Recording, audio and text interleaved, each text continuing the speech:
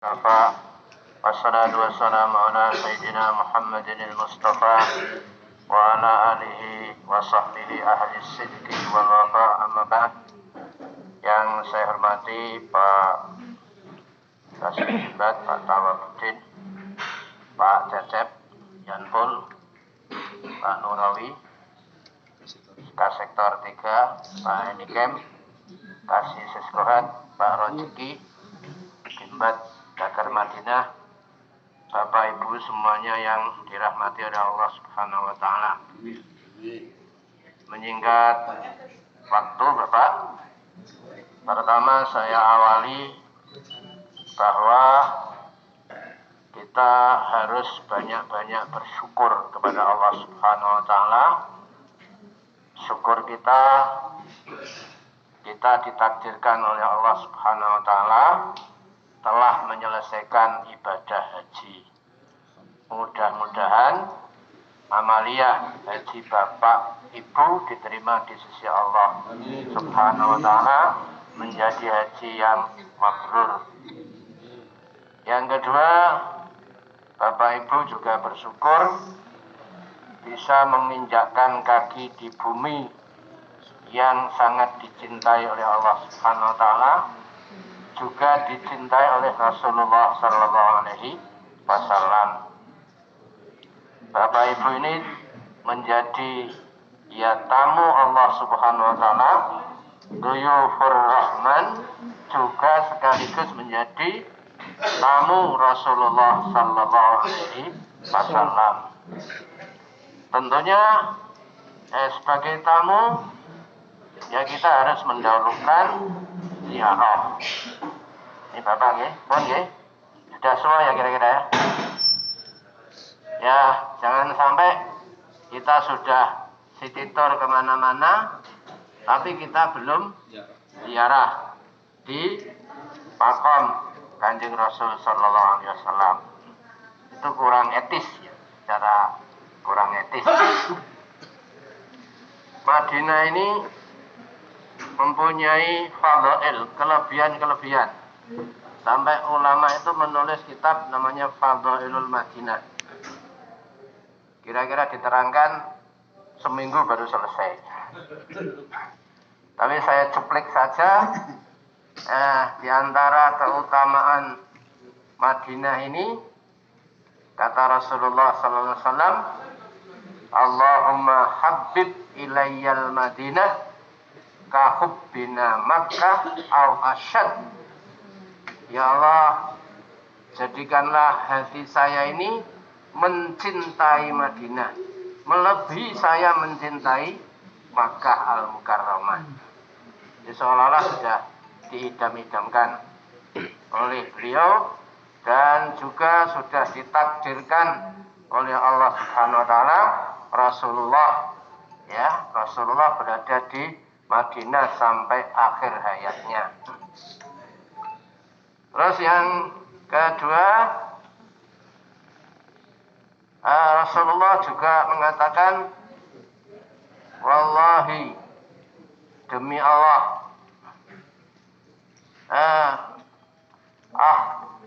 akhrajtani ila ahabbil biqa'i ilayya ila ahabbil biqa'i ilayya. Ya Allah, seandainya bukan karena takdir Engkau ya Allah, Engkau telah mengeluarkan kami dari Mekah ke Madinah, yaitu dengan peristiwa yang monumental, hijrah. Berarti Allah keluarkan bumi yang paling saya cintai. Di sana dicintai. Terus pindahkanlah bumi yang paling engkau cintai ya Allah. Tidak ada perbandingan. Kalau Mekah tanah yang dicintai oleh Rasul, tapi Madinah adalah tanah yang dicintai oleh Allah Subhanahu wa Ta'ala. Akhirnya takdir itu terrealisasi. Rasulullah dipindahkan, dikeluarkan dari Makkah karena peristiwa yang hijrah itu tidak bisa mengembangkan Islam secara maksimal di sana, justru di Madinah lebih leluasa. Sehingga ini menjadi perdebatan para ulama mazhab, Madinah dengan Makkah itu lebih utama mana. Imam Malik mengatakan lebih afdal di Madinah. Dengan alasan dua hadis tadi, ditambah ada hadis khairul biqa'i biqa'un fihi jasadu Rasulullah SAW.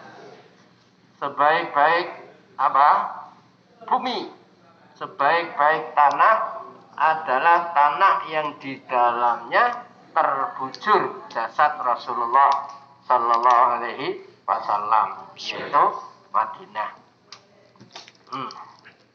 Di Madinah juga Rasulullah mengembangkan keislaman, mendidik, mengkader para sahabat yang namanya Ashabus Suffah, yang hidupnya di masjid terus. Mereka tidak punya apa-apa, katakanlah orang miskin-miskin, sahabat yang miskin-miskin, tapi dijamin, ditanggung oleh Rasulullah kehidupannya, logistiknya, pendidikannya, itu diramut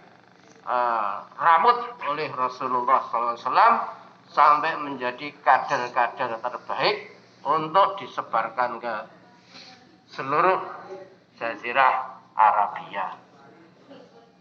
Di Madinah juga Rasulullah, ini berarti menandakan bahwa pusat pendidikan pertama di Madinah, pesantren pertama atau universitas pertama, ini adalah Universitas Madinah ini, dengan mahasiswa-mahasiswa Ashabus Suffah ini.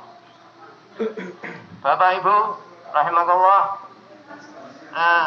di Madinah juga Rasulullah merumuskan teori bernegara, Misak Madinah, dengan asas-asas al-musawah, al-hurriyah, dan seterusnya, sehingga menjadi negara ideal, negara madani yang berkeadaban. Itu di Madinah. Sampai teori kenegaraan itu dikopi oleh banyak negara-negara modern di Barat.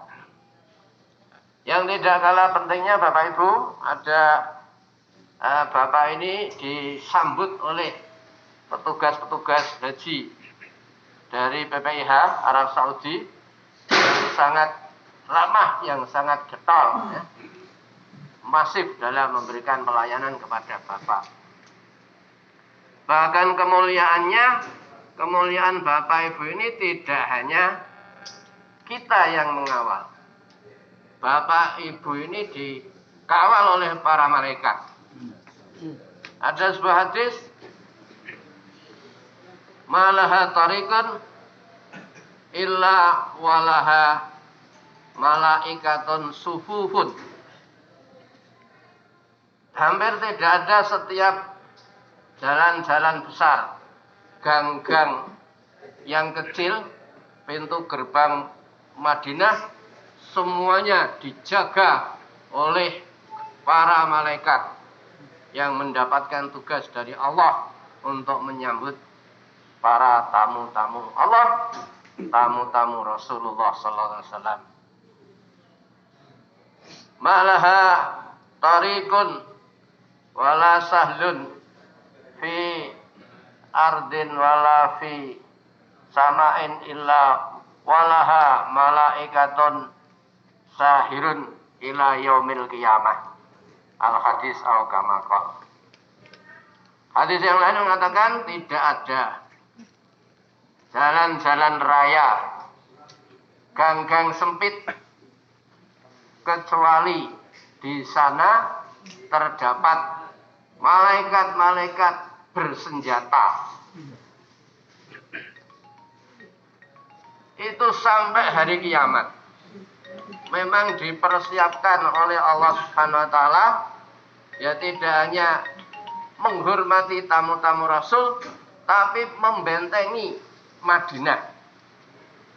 Jadi kalau ada orang masuk Madinah niat jahat, mampus Pak, mampus, akan lenyap. Dulu ada cerita itu Pak, karena ideologi jasad Rasulullah itu mau dicuri buat terowongan.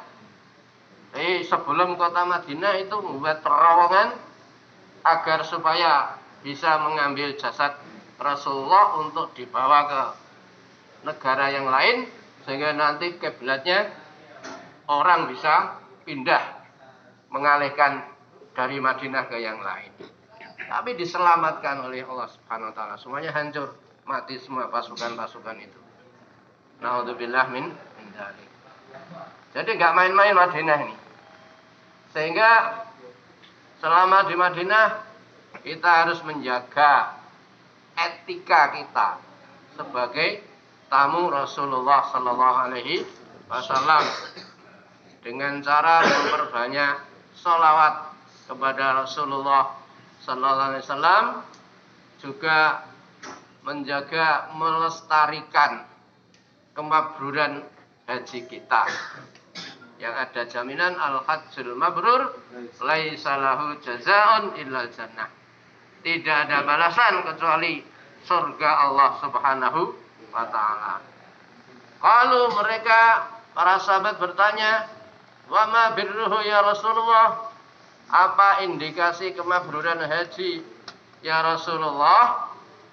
Rasulullah mengatakan, "Tibul kalam wa it'amut ta'am." Kemabruran haji adalah dengan kesantunan kita berbicara. Nah, omongan sing menyejukkan, omongan yang tidak mengandung fitnah, mengandung namimah dan seterusnya, harus menyejukkan. Apalagi di era informasi yang saling menjatuhkan, saling apa? Ini juga diingatkan, kita hati-hati kemabruran kita menghadapi era teknologi. Kadang kita nggak tahu terus apa, karena faktor ekonomi, faktor politik, akhirnya yang kita keluar, yang kita share di medsos itu kata-kata yang membuat tidak damai seseorang. Itu tibul kalam wa it'amut ta'am. Apa? Memberikan makan. Punya solidaritas yang tinggi di masyarakat. Gampangannya, mudahnya, setelah haji itu semakin loman, semakin dermawan Pak. Itu ciri kemabruran. Kalau sampai ada Pak Haji kok wakilnya bukan main, wah itu dipertanyakan kemabruran hajinya. Nah, sebagian riwayat yang lain mengatakan ifsa'us salam wa it'amut ta'am. Menyebarkan salam, artinya tidak hanya sekedar ketemu orang salam, tapi makna salam itu sendiri menyebarkan kedamaian di lingkungan yang Bapak Ibu tempati, menyebarkan kedamaian di tengah-tengah masyarakat, bukan menjadi haji menjadi provokator, menjadi penggerak demo. Nah ini yang dikhawatirkan dari makna itu, ifsa'us salam. Jadi jamaah haji itu menjadi duta-duta perdamaian ketika pulang di kampung, menjadi pelopor-pelopor perdamaian. Kalau perlu bisa menyatukan kubu-kubu yang berseberangan. Kita lihat di Rasulullah di Madinah sampai bisa sukses menyatukan kabilah Aus dan Khazraj ratusan tahun itu tidak bisa ketemu. Apa istilahnya? Berkelahi terus. Itu Khazraj dan Aus. Dengan hadirnya Rasulullah di Madinah, kedua suku itu bisa ta'akha, saling bersaudara dan menjadi kekuatan yang luar biasa dalam membangun masyarakat ini. Bapak Ibu rahimahullah. Kita masuk ke fadilah salat di Nabawi, Arba'in dan sekaligus ziarah Rasulullah SAW. Di dalam hadis dikatakan Rasulullah SAW bersabda, salatun fi masjidi hada afdalu min salatin fi ghairihi al marrah. Satu salat di masjid Nabawi ini lebih afdal daripada salat selain di Masjid Nabawi kecuali Masjidil Haram. Berapa Pak? 1000 kali. 1000 kali saya pernah menghitung Pak.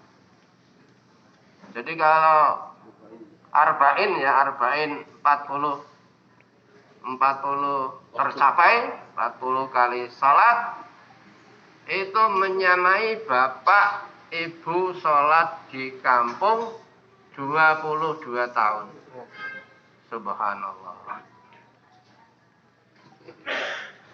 Menyamai 247 minggu kalau tidak salah. Dibulatkan dari tahun arba'in 40 kali salat itu menyamai sholat di kampung 22 tahun. Kalau di Masjidil Haram sehari saja sudah seumur. Satu hari Bapak sholat di Masjidil Haram, zuhur, asar, maghrib, isya, subuh itu menyamai 55 tahun mungkin. Ya Allah. Makanya semangatnya berjamaah seperti orang berperang. Kalau dilihat itu di potret itu seperti orang berperang. Saking semangatnya. Nggak tahu ini mungkin ada aura Madinah, aura Makkah. Nggak tahu ketika pulang gimana itu. Magnetnya masih aman. Magnetnya untuk berjamaah ke masjid itu loh. Ya mudah-mudahan termasuk juga inti kemabruran menurut hadis itu hanya 3, tapi menurut ulama yang lain masih dikembangkan lagi, tidak cukup 3 itu, tapi setelah haji itu ibadahnya semakin meningkat. Ya, membaca Qur'annya semakin meningkat, tahajudnya semakin meningkat. Kemudian sholat sunnahnya juga semakin meningkat ya. Nah itu tantangan bapak ibu kalau sudah pulang ya. Kalau sudah lama hajinya itu juga namanya manusia kemalasan menurun. Saya berharap mudah-mudahan semua berdoa setelah pasca haji ini amal ibadah kita minimal masih tetap sejalan, bukan berkurang, bukan menurun. Amin Allahumma amin. Sehingga kemakruran haji kita masih terjaga terus.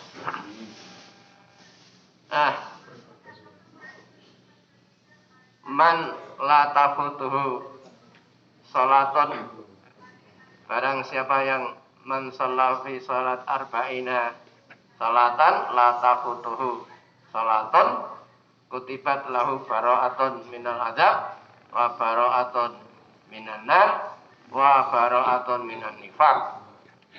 Fadilahnya salat arba'in, barang siapa yang bisa, ini sunat Pak, status hukumnya sunat, tapi seolah-olah perasaannya menjadi wajib ya, menjadi wajib.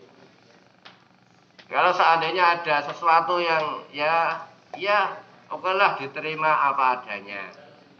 Kita nggak usah protes pada kurang 1-2 ya. Kurang 1-2 itu yang membuat itu siapa? Kan Allah sendiri yang mengatur. Nggak usah marah-marah, nggak usah apa.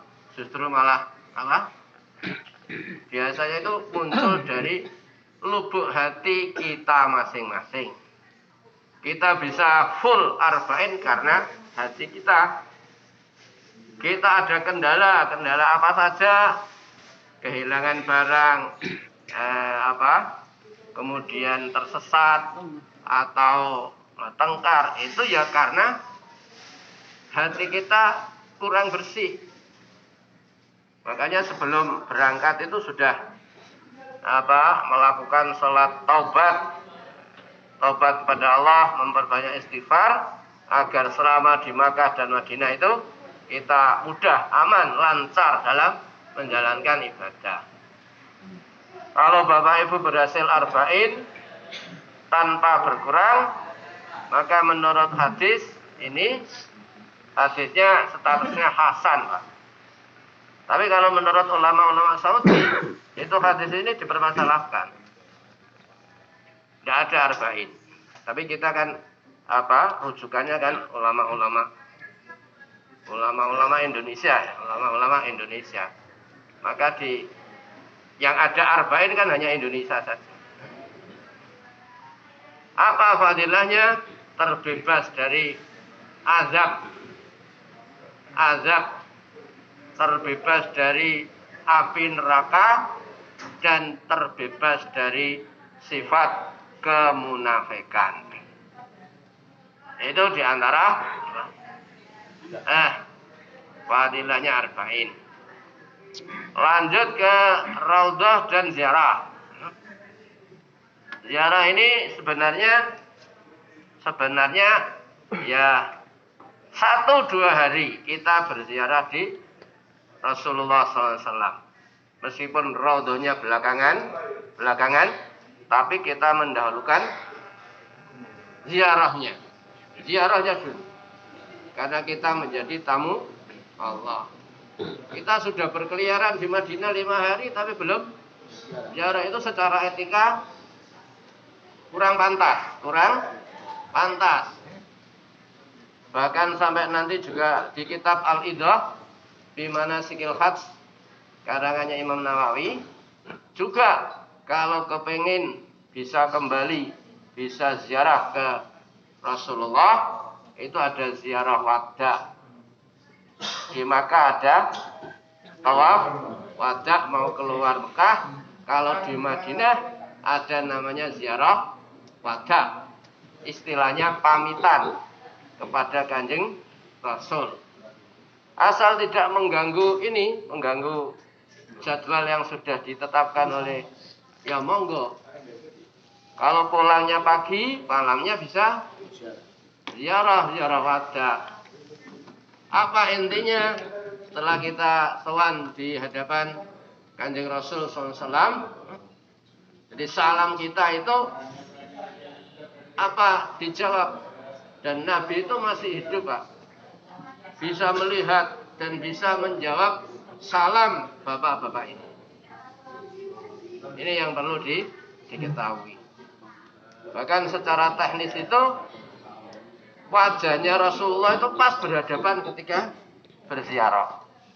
Di sana ada museum Sirah Nabawiyah di Madinah. Kemarin saya juga ke sana, ada penjelasan bahwa makamnya Rasul itu posisi wajahnya itu berhadapan langsung. Jadi kalau ada orang yang berziarah, salam itu pas berhadapan wajahnya. Terus salah satu kelebihan. Setelah itu kita berdoa. Berdoanya ya mudah-mudahan manasiknya menjadi manasik yang mabrur. Hajinya menjadi haji yang mabrur. Seluruh ibadah-ibadah, tidak hanya haji saja, jamaahnya Bapak, membaca Qurannya, wiridan, zikir, dan lain sebagainya, mudah-mudahan diterima di sisi Allah Subhanahu wa taala, Amin. pulang mendapatkan keselamatan, bisa kembali dengan ceria, dengan senang hati, bertemu keluarga kembali. Itu doanya. Dan yang paling akhir, sarannya para ulama, nanti kalau ziarah wada, ya Allah berikanlah bahwa ziarah ini bukan ziarah yang terakhir. Jadikan ziarah ini bukan ziarah yang terakhir. Siapa tahu bisa ziarah lagi yang kedua, ketiga, keempat, kelima, dan seterusnya. Ya. Bapak Ibu rahimahullah, etikanya sama seperti kita ke raudhah, ya, masuk masjid. Kalau diusahakan bisa sholat di raudhah, ya, di raudhah. Sebenarnya Pak, sebenarnya ya, hanya kita ditakdirkan bisa ke raudhah, ya alhamdulillah. Seandainya ada sesuatu hal yang kita tidak bisa ke raudhah, ya kita terima, kita ikhlas, semuanya yang ngatur Allah. Itu kan berarti sikap hati, ridho, pasrah, apa yang ditentukan oleh. Kalau saya begitu Pak, wong tanpa ke raudhah pun itu doanya orang haji itu sudah mustajab. Nah, ditambah lagi kalau kita bisa masuk ke raudhah, itu tempat yang sangat mustajab. Kan sebagian keterangan orang yang bisa masuk ke raudhah itu bisa langsung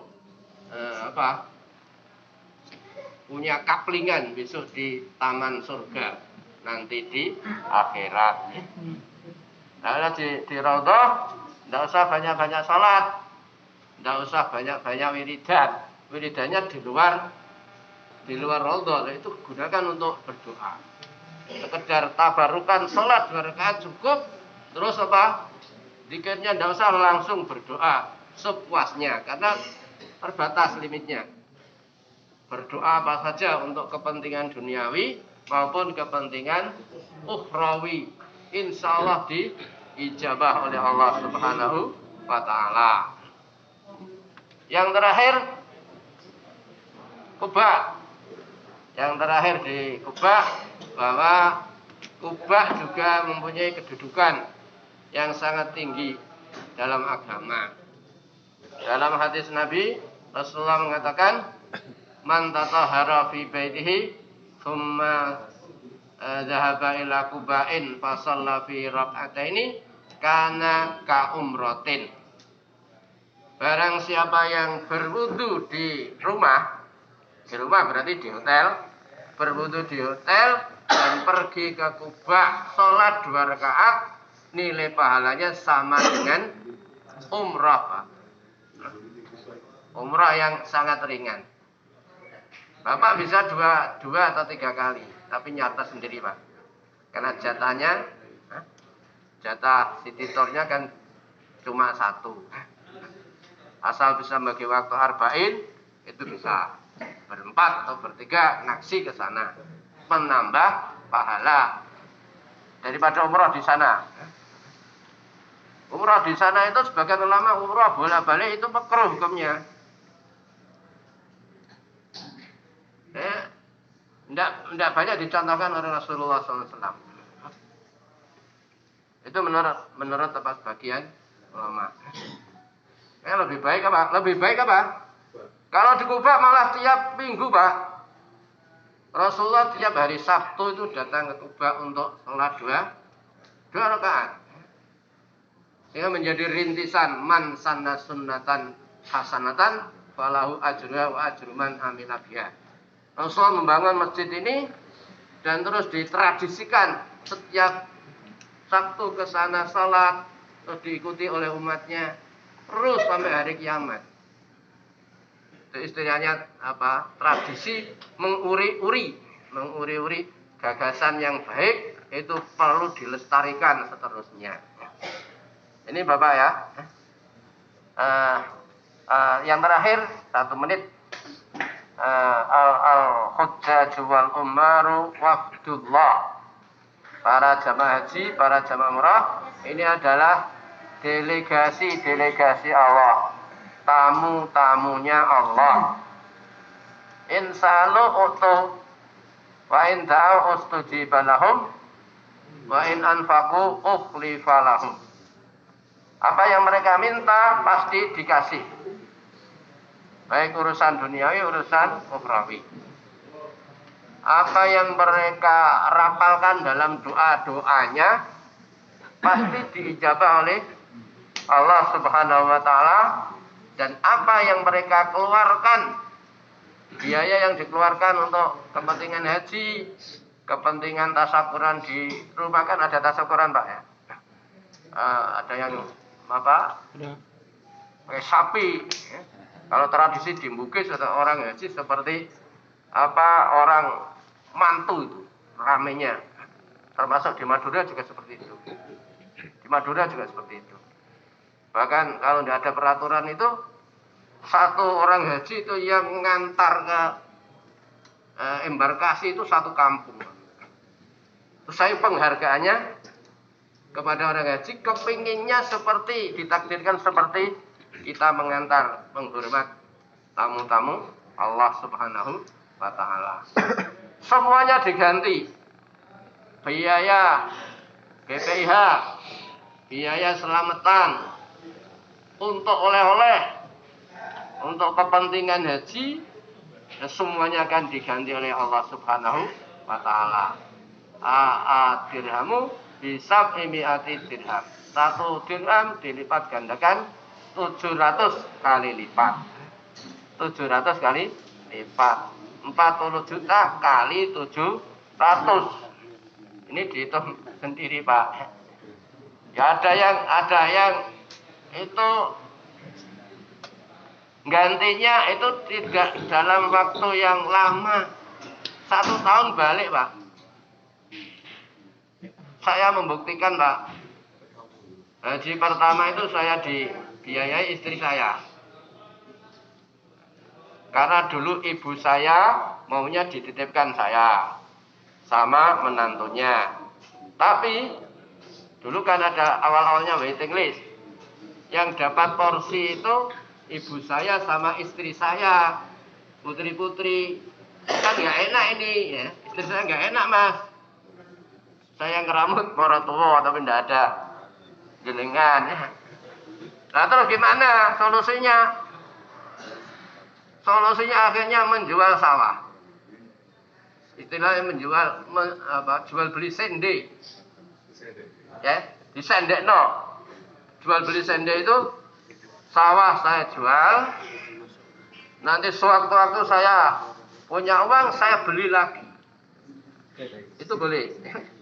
Itu boleh dalam fikih Islam, itu boleh. Kebetulan saya sendekkan dengan kakak ipar saya. Kakak ipar saya. Sekarang balik lagi sawahnya. Alhamdulillah.